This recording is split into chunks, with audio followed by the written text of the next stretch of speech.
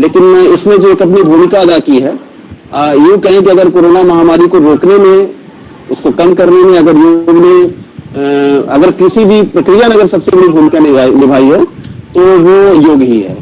और हर साल की तरह इस बार भी जो है, इसका जो थीम है, बी विथ योग, बी एट होम, योग के साथ रहें और घर पे रहें, क्योंकि हम सभी जान रहे हैं कि इस समय जो डिस्टेंसिंग का रूल है वो फॉलो करना है हमें। इसमें एक और बड़ी महत्वपूर्ण चीज है कि आज 21 जून इसलिए भी बहुत महत्वपूर्ण है कि 21 जून के दिन सबसे बड़ा होता है, और जो विश्व संक्रांति के बाद जो है सूर्य दक्षिणायन में आता है और वो उत्तरी गोलार्ध में रहता है। तो ऐसी स्थिति में आज का दिन, जब सूर्य सबसे पहले उगता है और सबसे देर में वो ढलता है, तो भारतीय संस्कृति में इसका भी बहुत महत्वपूर्ण पक्ष है। मैं बहुत ज्यादा समय न लेते हुए, क्योंकि आज का ये कार्यक्रम मैंने सोचा कि हम लोग कॉन्सेप्चुअल न रखते हुए प्रैक्टिकल वे में काम करें, और योग की जो विभिन्न प्रक्रियाएं हैं, जो विभिन्न माध्यम है, उससे कैसे हमारे शरीर को स्वस्थ रख सकती है, क्या करने का तरीका होता है। हमारा और दिग्विजय जी का ये भी एक मत था कि हम लोग योग तो करते हैं, लेकिन क्या हम पूरी तरीके से उस प्रक्रिया को फॉलो करते हैं कि नहीं करते हैं। तो इसलिए मैंने ये सोचा कि आज के उसमें हम अगर प्रैक्टिकल वे में इसको देखें, और इसी संदर्भ में हमारे आज के जो चीफ गेस्ट हैं डॉक्टर प्रमोद राय जी, और डॉक्टर प्रमोद राय जी का 20 वर्षों का अनुभव है। आप गोरखपुर के निवासी हैं और आप अध्यक्ष भी हैं पूर्वांचल योग और जन कल्याण संस्थान के, बहुत ही प्रख्यात है गोरखपुर के संदर्भ में। विगत 22 वर्षों से मैं आपके संपर्क में हूँ। हम लोग का सौभाग्य है, पहले तो मैं प्राचार्य मैम की तरफ से और पूरे कॉलेज की तरफ से, अपने साथियों की तरफ से, छात्रों की तरफ से प्रमोद राय सर का स्वागत करता हूं। आपने ये बहुमूल्य समय दिया, आज का दिन और भी ज्यादा महत्वपूर्ण है। इसी क्रम में मैं सर्वप्रथम आमंत्रित करता हूं महाविद्यालय की प्राचार्य मैम को कि वो 2 शब्द स्वागत उद्बोधन के रूप में व्यक्त करने की कृपा करें। आज की इस कार्यशाला के मुख्य अतिथि योगाचार्य डॉक्टर प्रमोद राय जी, हमारे आयोजन समिति के संयोजक डॉक्टर अजीत सिंह, डॉक्टर दिग्विजय सिंह, हमारे सभी सम्मानित साथीगण, प्यारे बच्चों, सर्वप्रथम मैं आप सभी को इस 7वें अंतर्राष्ट्रीय योग दिवस की हार्दिक शुभकामनाएं और बधाई देती हूँ, तथा मैं महाविद्यालय परिवार की ओर से जो हमारे मुख्य अतिथि डॉक्टर प्रमोद राय जी हैं, उनका महाविद्यालय परिवार की ओर से फिर से आपका हार्दिक स्वागत और अभिनंदन करती हूँ। हमारा जो योग है वो लगभग 5000 वर्ष पुरानी विरासत है, लेकिन हम लोग बीच में आधुनिकता की दौड़ में इसको जो है भुला बैठे थे। लेकिन पिछले 2 सालों से जब से प्रकृति की मार पड़ी, तब से हम सभी लोगों को केवल एकमात्र जो सहारा मिला योग और आसन के द्वारा ही हम अपनी जो योग प्रतिरोधक क्षमता है उसको बढ़ाने में सभी लोग जो हैं वो प्रयासरत हैं। तो मैं फिर से, क्योंकि योग जो है हम सभी, खास तौर से जो हमारे विद्यार्थी हैं, हमारे स्टूडेंट्स हैं, युवा पीढ़ी है, उन सबको अपनी जो दैनिक दिनचर्या है उसमें योग और आसन को शामिल करना चाहिए, क्योंकि उनका अभी लंबा समय है, जीवन काल है। और योग एक हम अपनी केवल योग जो पुराने समय में जो हमारे ऋषि मुनियों ने योग को केवल एक इतना क्लिष्ट रूप में पेश किया था, ऐसा नहीं है। कुछ पिछले 20 वर्षों से योग को इतने सरल तरीके से हमारे जो योग ऋषि स्वामी रामदेव जी ने प्रस्तुत किया, जिससे जन जन में ये योग जो है फैल गया है और लोगों ने अपनी दैनिक दिनचर्या में इसको शामिल कर लिया है। ये जीवन जीने की एक पूर्ण जीवन शैली है, पूर्ण विज्ञान है, एक चिकित्सा पद्धति है, और योग जो है मनुष्य को सकारात्मक चिंतन के प्रशस्त मार्ग पर लाने की एक अद्भुत विद्या भी है। तो मैं अपना ज्यादा समय न लेते हुए, चूंकि हमारे जो योगाचार्य डॉक्टर प्रमोद राय जी हैं, उनको आगे कार्यक्रम को बढ़ाना भी है, उनके प्रोग्राम लगे हुए हैं, तो मैं डॉक्टर अजीत कुमार सबको रिक्वेस्ट करती हैं कि वो कार्यक्रम को आगे बढ़ाने का काम करें। थैंक यू डॉक्टर जी। बहुत बहुत धन्यवाद मैम। हमारे चीफ गेस्ट सर, अगर आपकी अनुमति हो तो इस कार्यक्रम की शुरुआत की जाए।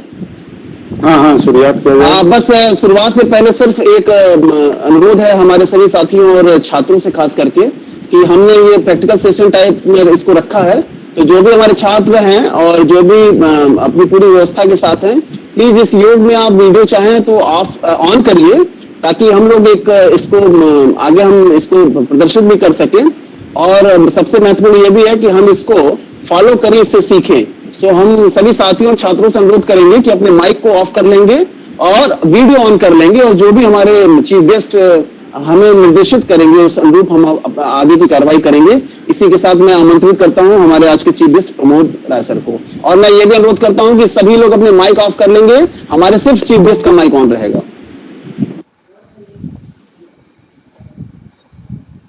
हरिओम सभी लोगों को। आज अंतर्राष्ट्रीय योग दिवस पे आप लोगों को योग के बारे में, प्राणायाम और आसन के बारे में कुछ जानकारी दी जाएगी। प्रैक्टिकली रूप से उसके लाभ और हानि क्या है उसको आप लोग कीजिएगा। तो पहले ओम की शुरुआत से करते हैं योगाभ्यास। पहले या तो आप अर्ध पद्मासन में बैठ जाएं आसानी से। अगर जो लोग पद्मासन में बैठना चाहते हैं तो पद्मासन में बैठ जाएं, एक पैर ऊपर एक पैर नीचे करके, और ज्ञान मुद्रा में अंगूठा और तर्जनी आपस में टच कर लेंगे। प्रमोद सर, थोड़ा सा अपना पिक्चर नीचे करिएगा ताकि आपकी मुद्रा दिखे। थोड़ा सा कैमरा पीछे कर दीजिए ताकि आसन कैसे बैठना है वो दिख नहीं रहा है। थोड़ा पीछे करो। हाँ, थोड़ा सा पीछे कर लीजिए। हाँ, थोड़ा सा और, बस बहुत सही, थोड़ा सा बिल्कुल। तो यह पद्मासन की स्थिति है। अगर जो बैठ सकता है पद्मासन में, पद्मासन में बैठ सकते हैं, और अगर नहीं पद्मासन में बैठ पाते हैं तो एक पैर नीचे अर्ध पद्मासन में बैठेंगे, और ज्ञान मुद्रा में अंगूठा और तर्जनी आपस में टच कर लेंगे। बाकी तीनों उंगलियां एकदम सीधी, रीढ़ की हड्डी सीधी। ओम का उच्चारण करें। ओम शब्द 3 शब्द से मिलकर बना है, अ, उ और म। अ कहेंगे तो कंठ पर ध्यान देंगे, उ कहेंगे तो हृदय पर, और म कहेंगे तो नाभि पर सांस देंगे। जब अ कहेंगे तो कंठ से आवाज निकलेगी, उ कहेंगे तो हृदय से, और म कहेंगे तो धीरे धीरे नाभि अंदर की तरफ जाती है। तो पहले ज्ञान मुद्रा में बैठ जाएं, आंखें बंद कर लें, और लंबी गहरी सांस लेते हुए मेरे साथ 3 बार ओम का उच्चारण करेंगे। लंबी गहरी सांस लें।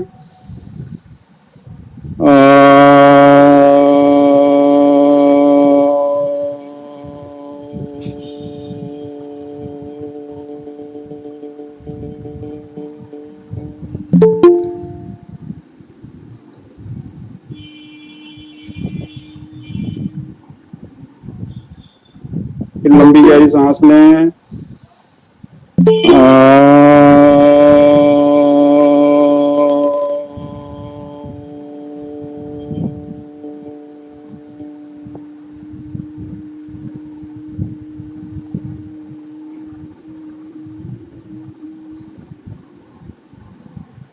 फिर लंबी गहरी सांस लें।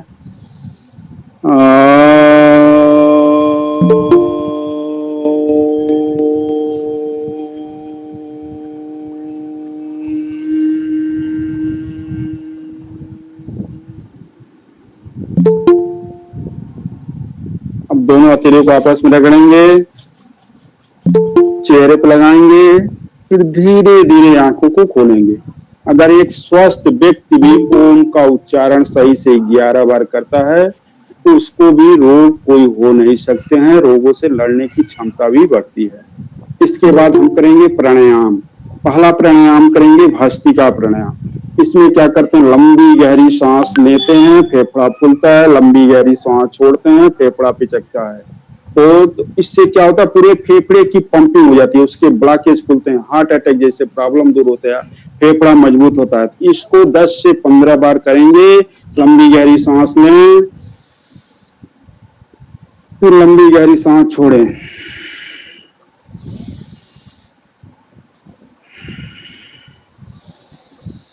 पूरा लंबी सांस भरेंगे, लंबी सांस छोड़ेंगे। सांसों को फेफड़े में भरना है और फेफड़े से ही छोड़ना है। लंबी गहरी सांस अंदर लें, फिर लंबी गहरी सांस छोड़ें।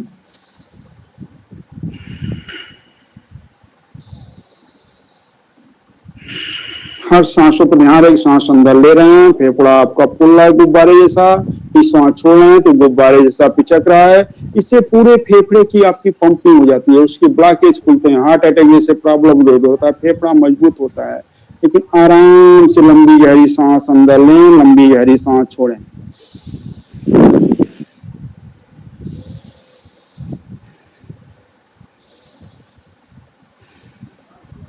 इसको नियमित आप रोज प्रतिदिन 10 से 15 बार करेंगे। इसके बाद अगला प्राणायाम है कपालभाति। कपालभाति प्राणायाम करने से पूरा पेट का एक्सरसाइज हो जाता है। यह शुगर को कंट्रोल करता है, गैस कब्ज दूर होता है, किडनी का प्रॉब्लम दूर होता है। यानी 75 प्रकार के रोग कपालभाति प्राणायाम करने से दूर होता है। इसमें झटके से सांस को छोड़ेंगे, नाभि अंदर की तरफ जाएगी।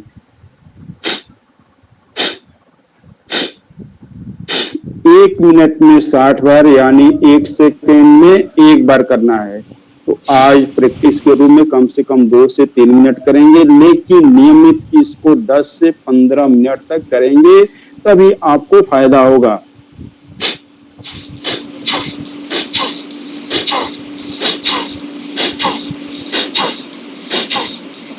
आराम से, कोई तनाव नहीं, कोई जोर जबरदस्ती नहीं। 1 सेकेंड में 1 बार, यानी 1 मिनट में 60 बार करना है। कम से कम 2 मिनट तक करेंगे, यानी 120 बार।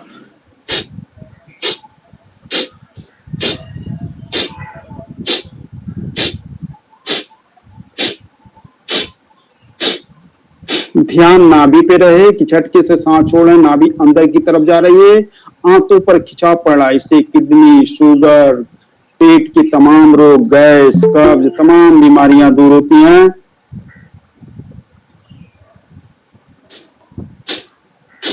प्राणायाम की कोई भी क्रिया करेंगे तो रीढ़ की हड्डी सीधी, झुक कर नहीं करना है। अगर आप आधा मिनट 1 मिनट करते हैं तो सही से कीजिए। रीढ़ की हड्डी सीधी, गर्दन सीधा, आंखें बंद, झटके से सांस को छोड़ेंगे, नाभि पर ध्यान।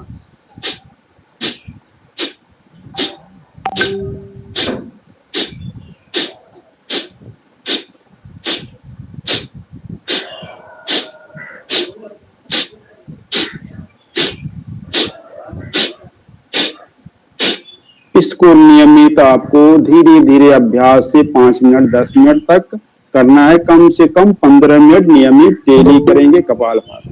इसके बाद अगला प्राणायाम है अनुलोम विलोम प्राणायाम।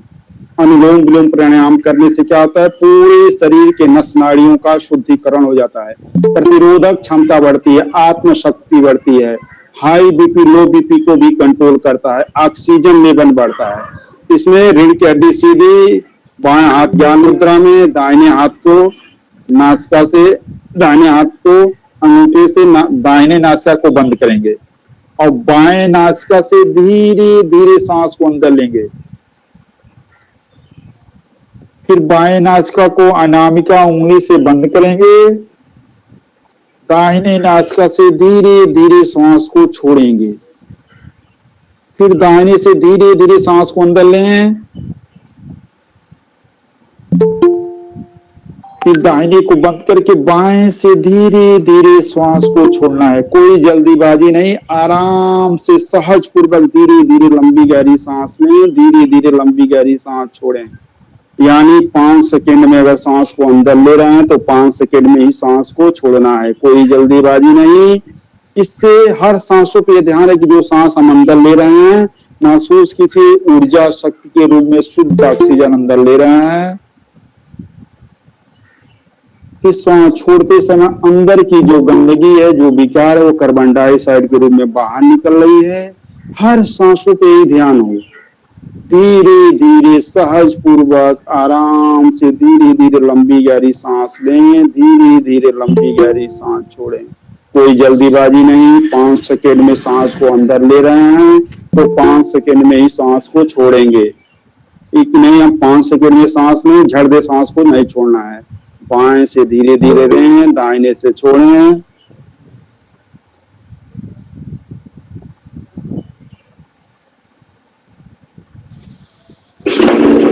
आराम से धीरे धीरे लंबी गहरी सांस लें, धीरे धीरे लंबी गहरी सांस छोड़ें। इसको धीरे धीरे अभ्यास करते हुए इस प्राणायाम को भी, अनुलोम विलोम को भी 10 से 15 मिनट करेंगे।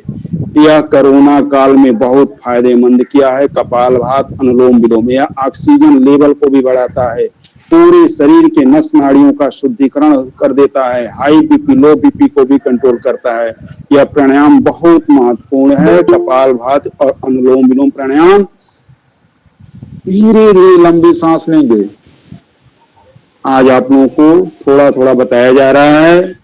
इसको आप नियमित अपनी जीवन शैली में नियमित करेंगे तो 5 से 10 मिनट लगातार डेली कीजिएगा। इसके बाद अगला प्राणायाम है उज्जाई प्राणायाम। इससे क्या होता है, थायराइड का प्रॉब्लम दूर होता है, गले के तमाम रोग दूर होते हैं, टॉन्सिल का प्रॉब्लम दूर होता है। इसमें जीभ को पलट के तालू में लगा लेंगे, ऐसे मुंह को बंद कर लेंगे और नाक से सांस को लेंगे, छोड़ेंगे, गले को खुरचते हुए।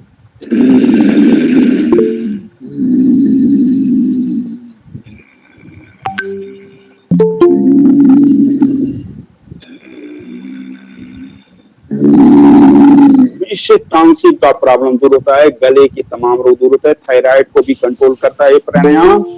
इसमें जीभ को पलट के तालू में गले से आवाज निकालेंगे, जैसे खर्राटा भरते हैं उसी तरह।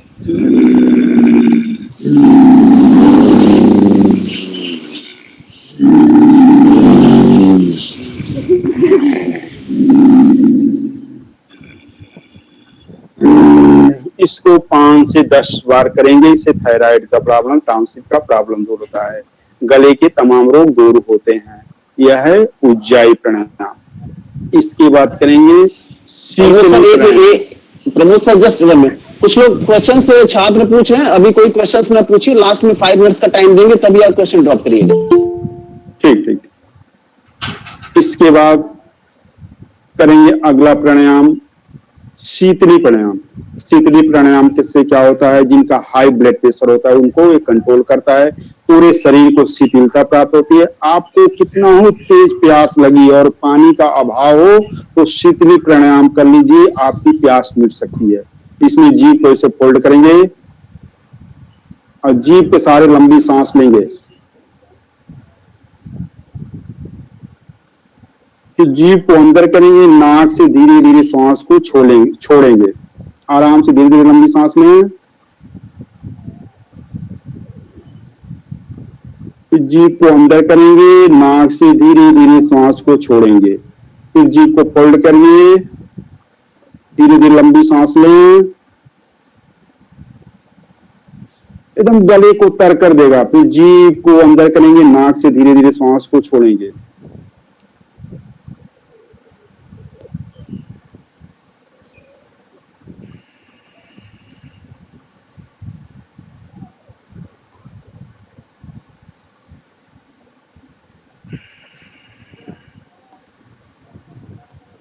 रीढ़ की हड्डी सीधी, झुके नहीं रहेंगे। इसको भी आप 5 से 8 बार कर सकते हैं। इससे गले की शिथिलता प्राप्त होती है, हाई ब्लड प्रेशर को भी कंट्रोल करता है। इसके बाद करेंगे अगला लास्ट प्राणायाम भ्रामरी प्राणायाम। भ्रामरी प्राणायाम करने से क्या होता है, आपके मस्तिष्क के जितने सेल्स होते हैं वो चार्ज हो जाते हैं, मेमोरी शक्ति बढ़ती है, स्मरण शक्ति बढ़ती है, मानसिक प्रॉब्लम भी दूर होता है।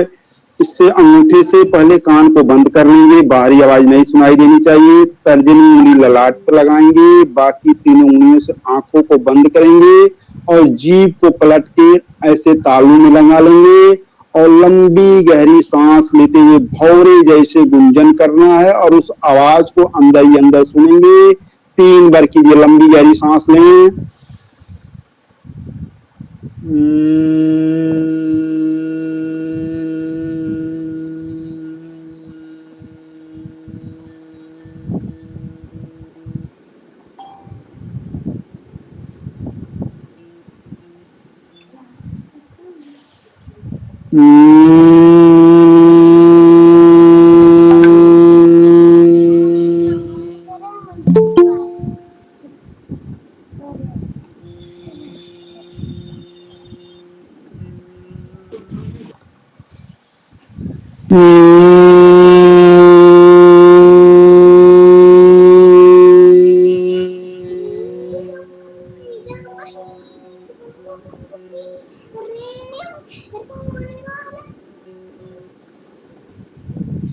जब 3 बार पूरा जाए तो दो आंखें बंद रहेंगी, दोनों हथेलियों को आपस में रगड़ेंगे, फिर चेहरे पर लगाइए, फिर धीरे धीरे आंखों को खोलेंगे।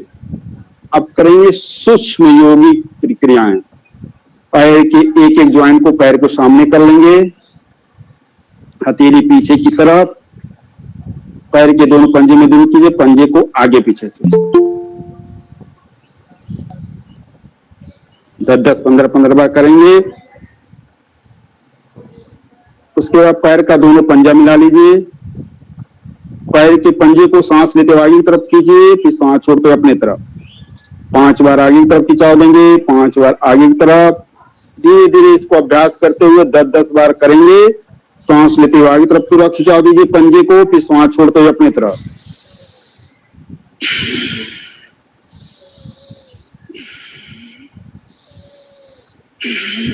पूरे टखने का, पैर के टखनों का ज्वाइंट का एक्सरसाइज हो रहा है। उसके बाद इसको राउंड घुमाइए, टखने को 5 बार क्लॉकवाइज, 5 बार एंटी क्लॉकवाइज। जितने बार क्लॉकवाइज घुमाएंगे उतने बार एंटी क्लॉकवाइज, सांस सामान्य रहेगी। अब पैर के उंगलियों के ज्वाइंट को एक्सरसाइज, पैर की उंगलियों को ऐसे मोड़ेंगे, उंगलियों को मोड़ेंगे 5 से 10 बार। ये सूक्ष्म योगिक क्रियाएं हैं, एक एक ज्वाइंट का एक्सरसाइज होता है। ज्वाइंट पेन का प्रॉब्लम दूर होता है, आर्थराइटिस का प्रॉब्लम दूर होता है। उसके बाद घुटने का, सांस छोड़ते हुए लेफ्ट पैर को मोड़ेंगे, फिर सांस लेते हुए फैलाएंगे, फिर राइट पैर को सांस छोड़ते मोड़िए, फिर सांस लेते हुए फैलाएंगे। सांसों पर विशेषकर ध्यान दें। योगासन और एक्सरसाइज में यही अंतर है कि योग में सांसों पर ध्यान दिया जाता है, सांस छोड़ते मोड़ेंगे, सांस लेते हुए फैलाएंगे। 5-5 बार करेंगे, सांस छोड़ते मोड़िए। धीरे धीरे आपका अभ्यास हो जाए तो इसको 10 से 15-15 बार, 20-20 बार भी करते हैं।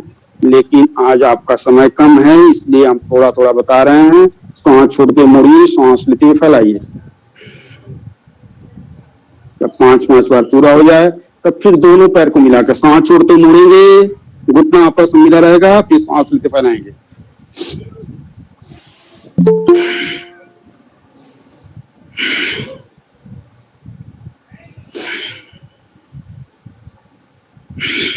ठीक।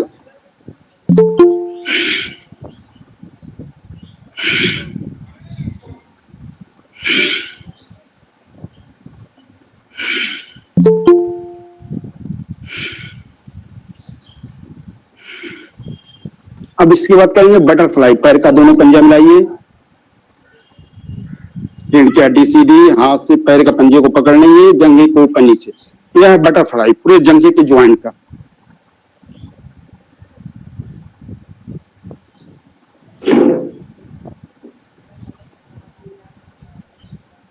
रिलैक्स। अब पैर के एक एक ज्वाइंट का एक्सरसाइज हो गया, सूक्ष्म योगिक क्रिया। अब हाथों का करेंगे। ऐसे आराम से बैठ जाइए, अर्ध पद्मासन में हाथ को सामने करेंगे। सांस लेते हुए मुट्ठी को बंद कीजिए, सांस छोड़ते सीधा। सांसों पर विशेष कर पूरा ताकत के साथ मुट्ठी को बंद कीजिए, फिर सांस छोड़ते हुए एकदम सीधा।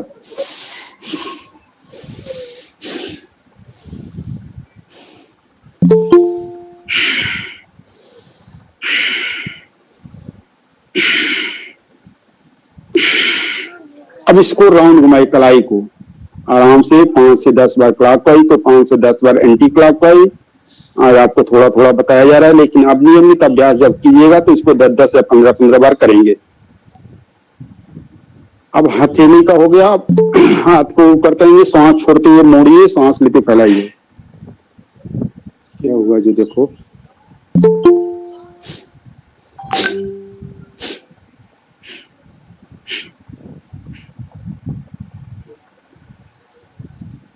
₹51 से रिचार्ज कर दो।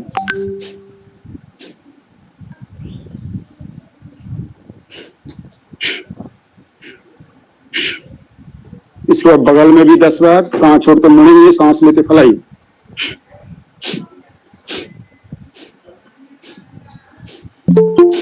फिर ऊपर एक सांस लीजिए, ऊपर सांस छोड़ते हुए नीचे।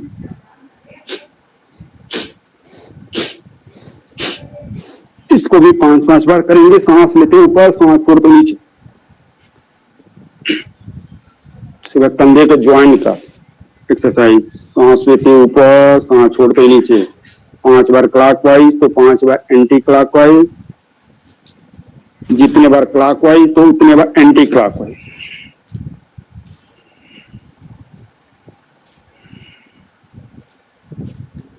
अभी कंधे का ज्वाइंट, शोल्डर का प्रॉब्लम हो, इस क्रिया से दूर होता है।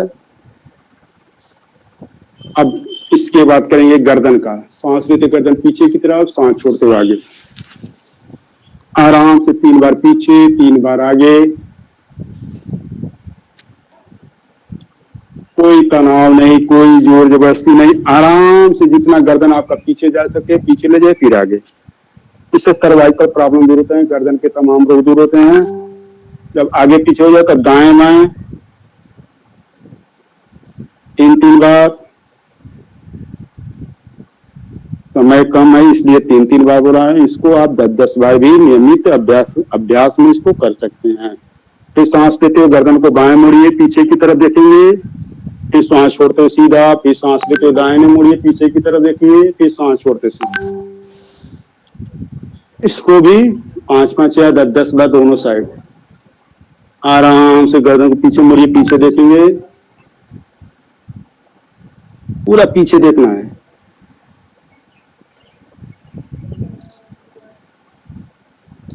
जब 5-5 बार पूरा हो जाए तब उसके बाद गर्दन को राउंड घुमाइए, गोल गोल 5 बार क्लॉकवाइज, 5 बार एंटी क्लॉकवाइज। राउंड वाली कोई भी क्रिया करेंगे, जितने बार क्लॉकवाइज घुमाएंगे उतने बार एंटी क्लॉकवाइज। सांस लेते हुए गर्दन पीछे, सांस छोड़ते हुए आगे, आराम से गोल गोल घुमाएं।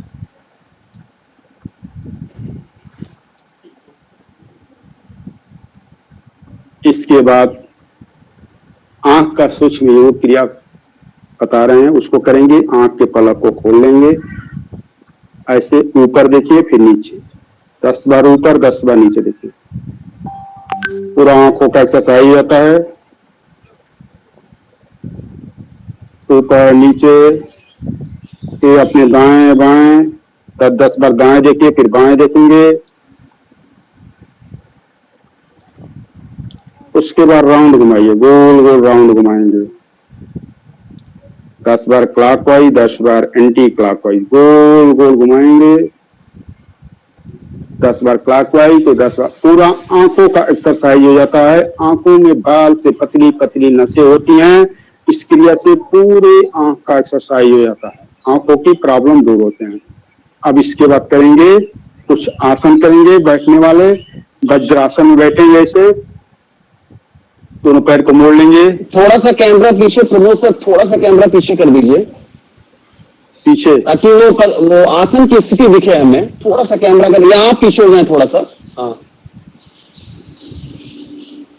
थोड़ा सा और सर, थोड़ा सा और कैमरे को पीछे कर दीजिए सर। अगर कोई सामने हो पीछे करने वाला, वो आसन हमें दिख जाए। हाँ हाँ सही है। नहीं, कैमरा नीचे होना चाहिए, हल्का सा कैमरे की पोजीशन। हाँ, और थोड़ा, बस बस, बहुत बहुत सही, बहुत सही। ऐसे वज्रासन बैठेंगे। पीछे पैर का पीछे देख लीजिए, पीछे पैर का आपस में पंजा मिला होना चाहिए। ऐसे बैठेंगे। यही एक एकलौता आसन है योग में जो भोजन करने के बाद किया जा सकता है। इसमें वज्रा नाड़ी आपकी दबती है, जिससे आपके भोजन को पचाता है। भोजन करने के 5 मिनट बाद इस आसन में बैठिए, भोजन पचता है। इसके बाद इसी में करेंगे मंडूकासन। मंडूकासन करने से क्या होता है, आपकी शुगर को कंट्रोल करता है, गैस कब्ज दूर होता है। दोनों हाथ की मुट्ठी बांधेंगे, ते उभरा हुआ भाग जो है अंगूठे का नाभि के साइड में लगाएंगे और सांस छोड़ते हुए पेट को अंदर करेंगे और आगे की तरफ झुकेंगे। सांस सामान्य रहेगी, नजर सामने, ध्यान नाभि पे। इसको धीरे धीरे अभ्यास करते हुए 10 से 15 सेकंड रोकने की कोशिश करेंगे। ये शुगर को कंट्रोल करता है, गैस कब्ज दूर होता है। फिर धीरे धीरे सांस लेते हुए सीधा होंगे। फिर सांस छोड़ते हुए आगे झुकेंगे, सांस समान, ध्यान नाभि पे, नजर सामने। धीरे धीरे अभ्यास से 5 से 10 सेकंड, कम से कम 15 सेकंड रोकेंगे। आपके शुगर को कंट्रोल करता है, गैस कब्ज भी दूर होता है। शुगर के लिए बहुत फायदेमंद है मंडूकासन।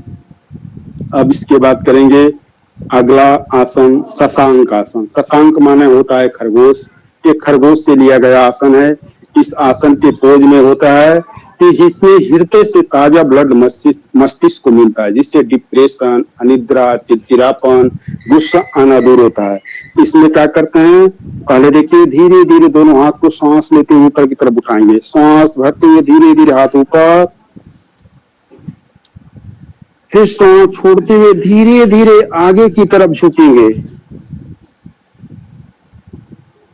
मस्तक जमीन पे।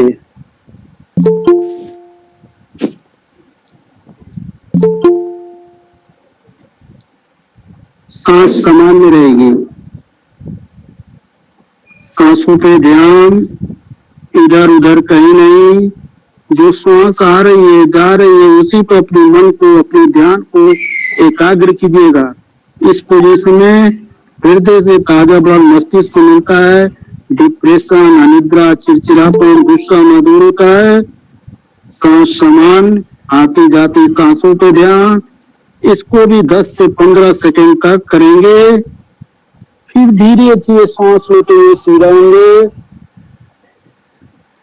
फिर एक बार और कर लीजिए। सांस छोड़ते हुए धीरे धीरे आगे की तरफ झुकेंगे, सांस समान।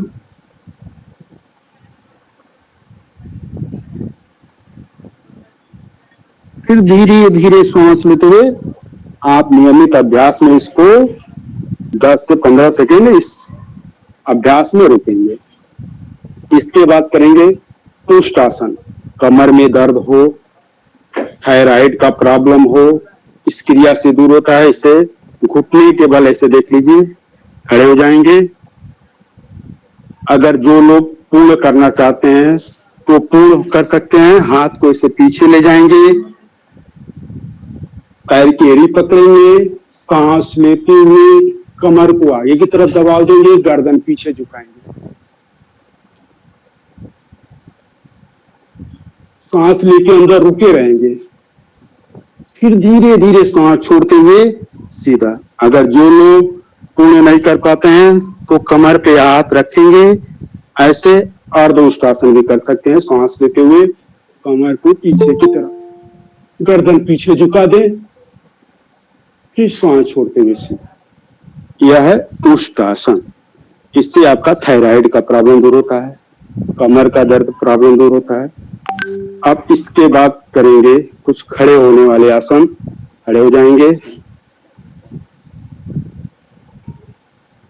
पैर का दोनों पंजा मिला लीजिए, आपस में पैर के दोनों पंजा मिला लेंगे, उंगलियों को एक में ज्वाइंट करेंगे, हथेली पर रखेंगे, ताड़ासन करेंगे। सांस लेते हुए शरीर को ऊपर की तरफ खिंचाव देंगे। पीछे पैर की एड़ी उठी होनी चाहिए। शरीर को जितना ऊपर खींच सकते हैं खींचेंगे। फिर सांस छोड़ते हुए धीरे धीरे नीचे। फिर सांस लेते हुए जितना ऊपर खींच सकते हैं अपनी बॉडी को ऊपर की तरफ खींचिए, आंखों को खींचिए। बच्चों के लिए बहुत फायदेमंद है, इससे लंबाई बढ़ती है, शरीर के पूरे मांसपेशियों में खिंचाव पड़ता है। फिर सांस छोड़ते हुए नीचे, फिर सांस लेते खिंचाव देंगे। कम से कम इसको 5 से 10 बार आप नियमित अभ्यास में कर सकते हैं। इसके बाद तिर्यक ताड़ासन करेंगे।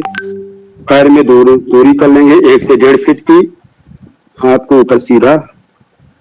सांस लेते हुए अपने लेफ्ट साइड झुकेंगे। फिर सांस छोड़ते हुए धीरे धीरे सीधा होंगे। फिर सांस लेते हुए राइट साइड, फिर सांस छोड़ते हुए धीरे धीरे सीधा। इसको कम से कम 10-10 बार दोनों साइड करेंगे। नियमित अभ्यास में आज आप लोगों को कम ही बताया जा रहा है, 2-2 3-3 बार। इससे कमर के अगल बगल की मांसपेशियों को खिंचाव पड़ता है, कमर के अगल बगल की चर्बी कम होती है। इसके बाद अगला प्राणायाम करेंगे हस्तपादासन। ये भी कमर के लिए, पेट के लिए। इसमें सांस लेते हाथ ऊपर ले जाएं, फिर सांस छोड़ते हुए आगे झुकेंगे, फिर सांस लेते हाथ ऊपर, फिर सांस छोड़ते हुए आगे। 5 बार करेंगे, लेकिन नियमित अभ्यास में इसको 15 से 20 बार। सांस लेते पीछे, सांस छोड़ते हुए आगे। सांसों पर विशेष कर ध्यान दीजिए, सांस लेना है कब छोड़ना है उस पर विशेष कर आपका ध्यान। सांस लेते हुए पीछे, सांस छोड़ते हुए आगे।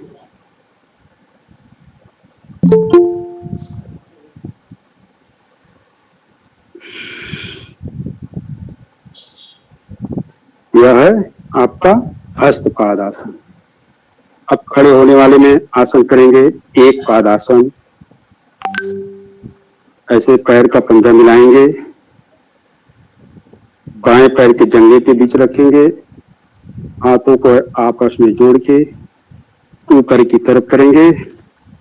एक वृक्षासन भी कहते हैं, एक पादासन भी कहते हैं। इससे आपकी एकाग्रता बढ़ती है, मन की चंचलता दूर होती है। कुछ देर रुके रहेंगे, फिर धीरे धीरे सीधा। इसी प्रकार दूसरे पैर से भी कर लेंगे। बाएं पैर को मोड़िए, दाहिने पैर के जंघे पर लगाएंगे, हाथ को जोड़ेंगे, ऊपर की तरफ ले जाएंगे। इसको वृक्षासन भी कहते हैं, एक पादासन भी कहते हैं। अब आपकी मन चंचल रहेगा तो आप नहीं कर सकते। मन को एकाग्र करता है, एक जगह अपने मन को टिका दीजिए, सांस सामान्य रहेगा। रिलैक्स। अब एक खड़े होने वाले आसन में सूर्य नमस्कार है। अगर आप नियमित कुछ नहीं करते हैं, केवल 5 प्राणायाम कर लीजिए और सूर्य नमस्कार कर लीजिए, पूरे होल बॉडी का एक्सरसाइज हो जाता है। तो सूर्य नमस्कार में पहले देखिए, पैर का पंजा मिलाएंगे, पहले पोजीशन पॉइंट वन में हाथ जोड़ लेंगे, 2 में सांस लेते हुए पीछे की तरफ झुकेंगे, तीसरी पोजीशन में सांस छोड़ते हुए आगे की तरफ आएंगे, चौथी पोजीशन में लेफ्ट पैर पीछे ले जाएंगे, कमर को झुकाएंगे, ऊपर देखेंगे। अगर ऐसे देखिए पोजीशन, यह पोजीशन रहेगा।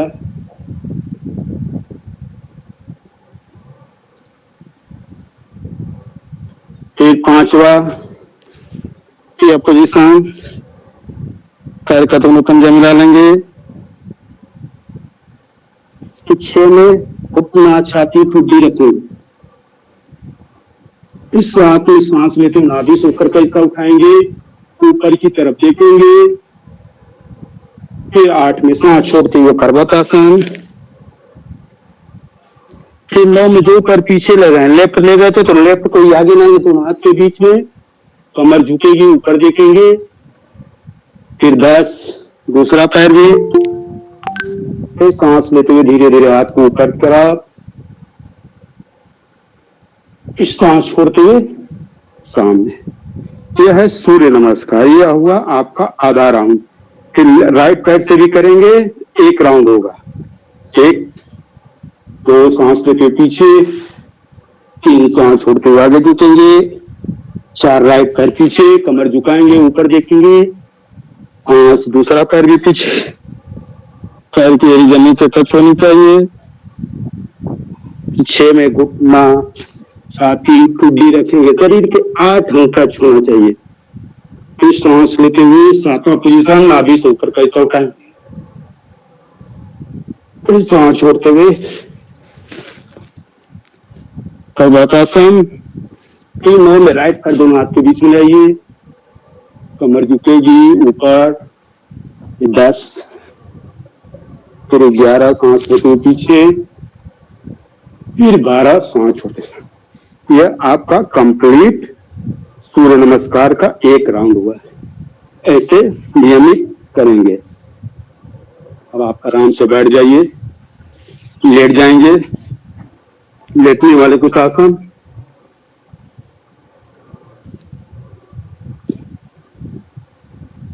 आराम से लेट गए। लेटने वाले आसन में करेंगे पवन मुक्त आसन। इससे गैस, कब्ज, शुगर का प्रॉब्लम दूर होता है। अगर जिसको बैक पेन हो, कमर में दर्द हो, स्पाइनल का प्रॉब्लम हो, गर्दन में उठाएंगे। और जिनको नो प्रॉब्लम हो वो कर सकते हैं। बाएं पैर को मोड़ेंगे, सांस छोड़ते हुए पेट को दबाएंगे, नासिका से घुटने को टच करेंगे। फिर सांस लेते हुए धीरे धीरे पैर को सीधा करेंगे। फिर दूसरे पैर से भी सांस छोड़ते पेट को दबाइए, नासिका से घुटने को टच कीजिए। फिर सांस लेते हुए धीरे धीरे पैर को सीधा। कम से कम 2 बार आज करेंगे, लेकिन नियमित अभ्यास में 5 पर। आराम से, कोई जल्दीबाजी नहीं। सांस छोड़ते हुए पेट को दबाएंगे, नासिका से घुटने को टच करेंगे। अगर जिनको सर्वाइकल प्रॉब्लम, कमर दर्द हो, तो केवल पेट को घुटने से दबाएंगे। इसी प्रकार दोनों पैर मिलाकर एक साथ सांस छोड़ते हुए फिर सांस लेते पैर को सीधा। इसका नाम है पवन मुक्त आसन। इससे गैस, कब्ज भी दूर होता है। अब इसके बाद करेंगे अगला प्राणायाम, अगला आसन सेतुबंध आसन। ये भी कमर के दर्द, स्पाइनल प्रॉब्लम हो, इसको दूर करता है। थायराइड के प्रॉब्लम, पैर का दोनों मोड़ लेंगे, हाथ से पैर का कटना पकड़ लीजिए और सांस लेते हुए कमर को ऊपर की तरफ उठाएंगे। सांस को अंदर रुके रहेंगे। इसे सेतुबंध आसन भी कहते हैं, स्कंद आसन भी कहते हैं। फिर सांस छोड़ते हुए धीरे धीरे नीचे की तरफ। तो सांस लेते उठाइए,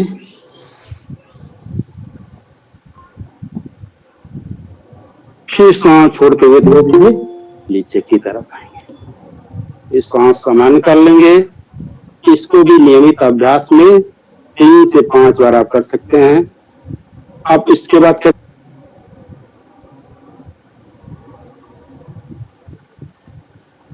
सांस लेते पैर को मोड़ेंगे, आधे के बाद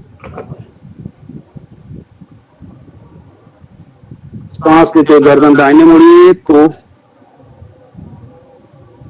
दाएं मुड़ेंगे, गर्दन दाहिने तरफ। फिर सांस छोड़ते सीधा, फिर सांस लेते हुए पूरे स्पाइनल का एक्सरसाइज होता है। इसे मरकट आसन भी कहते हैं। 3 बार दोनों साइड करेंगे। अब पेट के बल हो जाएंगे। लास्ट आसन भुजंग आसन करेंगे। पैर का दोनों पंजा मिलाएंगे, हथेलियों को ज्वाइन करेंगे। सांस लेते हुए नाभि से ऊपर का हिस्सा उठाएंगे, ऊपर की तरफ देखिए। सांस लेके रुकेंगे 5 सेकंड तक। फिर सांस छोड़ते हुए धीरे धीरे नीचे की तरफ। पीछे पैर का पंजा मिला होना चाहिए, एड़ी आपस में होनी चाहिए। फिर सांस लेते धीरे धीरे नाभि से ऊपर।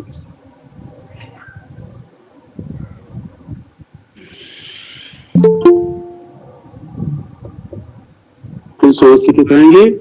इसको नियमित अभ्यास से 5 बार कर सकते हैं।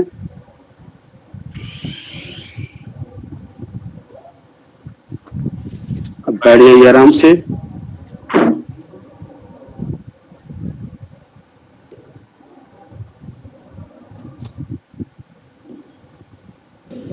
अजीत जी।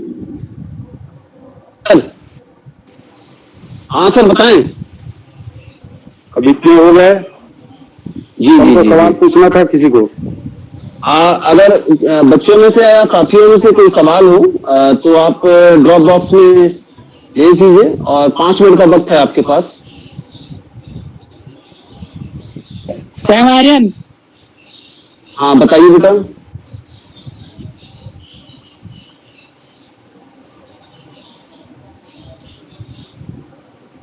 अपने माइक ऑन कर लीजिए, जिसको सवाल करना है एक एक करके।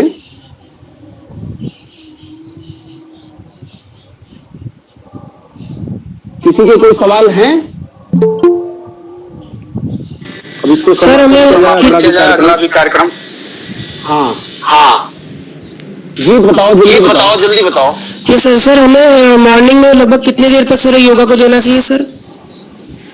कम से कम आधा घंटा, कम से कम आधा घंटा दीजिए, ज्यादा से ज्यादा 1 घंटा आप समय दे सकते हैं। 24 घंटा में अपने शरीर के लिए कम से कम आधा घंटा समय दीजिए।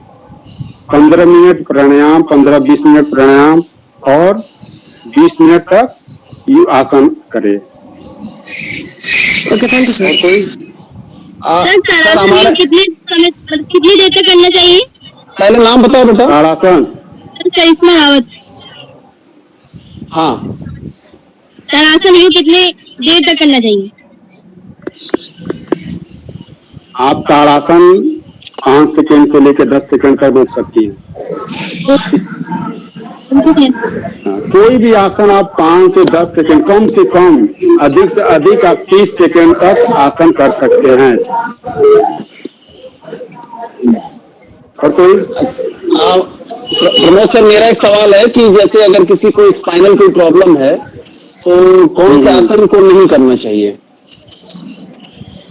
स्पाइनल का प्रॉब्लम हो तो उसको जैसे आगे झुकने वाले जो आसन है उसको नहीं कर सकते हैं। अभी पवन का आसन हम जो कराए हैं उसमें आप वो गर्दन नहीं उठा सकते हैं, केवल पेट को ही दबा सकते हैं। मानो आगे झुकने वाले आसन को परहेज करेंगे। जी। और चूंकि हम सभी जानते हैं कि कोरोना बहुत रहा है इस बीच और हम लोग भी इससे पीड़ित रहे हैं, तो सबसे ज्यादा अनुलोम विलोम और भस्त्रिका इसमें फायदा करेगा, क्योंकि कोई और भी आसन है या सारे आसन करें? थोड़े आसन आप कर सकते हैं। अगर नहीं आपको उसके पास समय है तो आप कपाल भात, अनुलोम विलोम प्राणायाम, भ्रामरी प्राणायाम, यह 3 प्राणायाम को मोस्ट करिए और लास्ट में आप सूर्य नमस्कार कर लीजिए। अगर कोई भी आसन नहीं करते हैं तो सूर्य नमस्कार, यह आपका आधे घंटे के अंदर ये सब तीनों चीज समाप्त हो जाएगी। जी। Thank you so much Pramod sir, आपने समय दिया और हम आशा करते हैं कि हमारे सभी साथी, सभी छात्र इससे लाभान्वित हुए होंगे। और हम ये भी चाहेंगे आपसे सर कि कभी अगर हमें ऑफलाइन भी मौका मिले तो आप हमें समय देने की कृपा करेंगे। और ऑनलाइन तो ऑनलाइन तो हम आपसे अनुनय विनय करते रहेंगे। इसी क्रम में हमारे इकोनॉमिक्स विभाग से हमारे बीच डॉक्टर दिग्विजय सिंह हैं, जो आयोजन सचिव भी है इस कार्यक्रम के। मैं डॉक्टर दिग्विजय सिंह से अनुरोध करता हूं कि वो इस अवसर पर धन्यवाद ज्ञापित करने की कृपा करें। धन्यवाद सर, धन्यवाद, बहुत बहुत धन्यवाद। सर्वप्रथम मैं अंतर्राष्ट्रीय योग दिवस की आप सभी को बहुत बहुत शुभकामनाएं देता हूं। आप जानते ही हैं कि भारत की ही विरासत रही है योग। भारत में जो योगा की शुरुआत हुई पतंजलि ने की थी और उन्होंने बताया था कि चित्त वृत्तियों के जो निरोध का माध्यम है वो योगा है। लेकिन हम लोग उस पुरातन अपने धर्म को, संस्कृति को भुला रहे थे। तब तक बाबा रामदेव जी का आविर्भाव हुआ और उन्होंने योगा से सबको परिचित कराया। और इसी बीच जब कोविड आया है पेंडेमिक के रूप में, तो योगा को हम लोगों के दिनचर्या का भाग बना दिया है। तो ये बहुत जरूरी हो गया है आज के भौतिकवादी संसार में कि हम लोग योगा को अपने दिनचर्या का भाग बना लें। और इस हमारे प्रोग्राम की जो ऑनलाइन सर ने जो व्याख्यान दिया है, वो जो सिखाया है प्रमोद सर ने, उसका वो तभी सार्थक होगा जब प्रत्येक दिन हम लोग कम से कम इनके द्वारा बताए गए 2-3 योगा को प्रत्येक दिन करें और कम से कम 10-15 मिनट उसके लिए समय निकालें। तो ये जो हमारा सेशन है बहुत ज्यादा फ्रूटफुल रहेगा। महाविद्यालय परिवार की तरफ से मैं योगाचार्य डॉक्टर प्रमोद राय जी, जो अध्यक्ष पूर्वांचल कल्याण संस्थान गोरखपुर से हैं, उनको बहुत बहुत धन्यवाद ज्ञापित करता हूं। उन्होंने जितने सरल तरीके से, जितने सहजता के साथ जिसको ग्राह्य बनाया है, हमको सबको सिखाया है, उनको मैं दिल से आभार व्यक्त करता हूं। इसी के साथ मैं प्राचार्य डॉक्टर किरण यादव जी का बहुत बहुत धन्यवाद देता हूं, जो कि समय से पहले ही उपस्थित हो गई थी और मैंने पूरी बातों को ध्यान से सुना है और कुछ योगा भी करती दिखाई दी है। इसी क्रम में वरिष्ठ प्राध्यापक doctor Mohammad Tariq sir, doctor Deepti Sonkar, Mohammad Saeed sir, doctor Usha Yadav sir का, मैम का बहुत बहुत धन्यवाद। और अजीत जी जो संयोजक रहे हैं और उनके ही दिमाग की उपज रही है कि इस अंतर्राष्ट्रीय योगा दिवस को हम लोग ज्यादा फलदायी बनाए, उनको मैं बहुत बहुत धन्यवाद ज्ञापित करता हूँ। इसी के साथ सभी प्राध्यापक साथियों को मैं बहुत धन्यवाद देता हूँ। और अंत में हमारे प्यारे बच्चे जो संख्या में लगभग 100 के आसपास थे। इन्होंने बड़ी तत्परता से इसको सुना है और अपने जीवन में इसको दिनचर्या का भाग जरूर बनाएंगे, ऐसा मैं आशा करता हूँ। इन्हीं सभी बातों के साथ बहुत बहुत धन्यवाद, सबको धन्यवाद। धन्यवाद दिग्विजय जी, ये आपकी धन्यवाद दिग्विजय जी, ये आपकी भी उपज रही है। इस बात को आप स्वीकार करिए, ये आप ही की उपज है और वो एक कार्यक्रम के रूप में परिणत हुआ। इस अवसर पर एक बार पुनः महाविद्यालय परिवार को हम लोग अपनी तरफ से धन्यवाद ज्ञापित करते हैं और विशेष तौर पे हमारे आज के योगाचार्य प्रमोद राय सर का बहुत बहुत धन्यवाद। इसी के साथ हम उम्मीद करते हैं कि हम किसी अन्य कार्यक्रम में एक मंजिल पर एक स्थान पर पुनः एकत्रित होंगे। इसी के साथ इस कार्यक्रम के समापन की घोषणा करता हूँ। बहुत बहुत धन्यवाद। Thank you, thank you, thank you, thank you.